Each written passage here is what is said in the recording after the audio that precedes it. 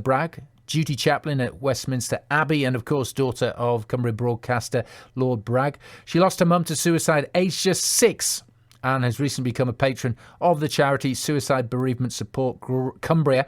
I'm joined now by John Brown from that particular charity. John, thanks for joining us. How did you manage to persuade Marie-Elsa Bragg to get involved in the charity then?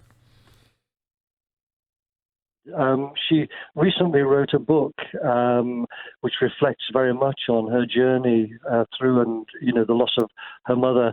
And she was talking down at the theatre by the lake and suggested that, we join her because there may be people in the audience, who would be touched and affected by what she had to say.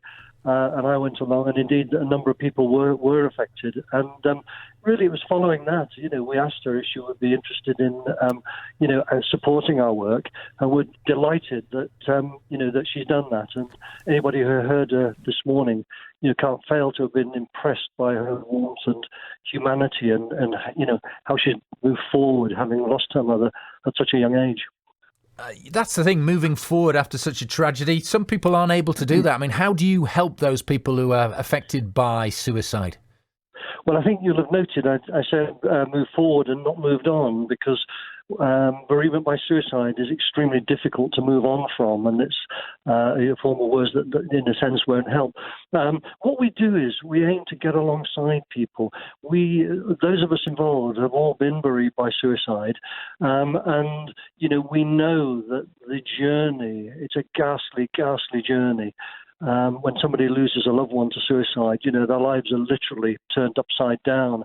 And we also know there are no fixes for this.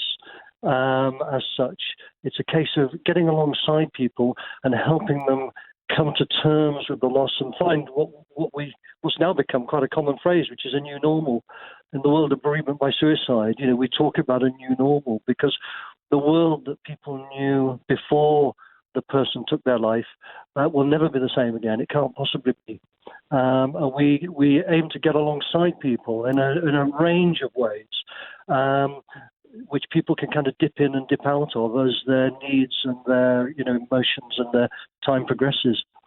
And obviously, as you say, we're living in a new normal. We don't know what the impact of this crisis will be, but those who are worried about loved ones who are being, having their mental health pushed to the outer limits, I mean, what would you suggest to them before they take that ultimate sanction, really?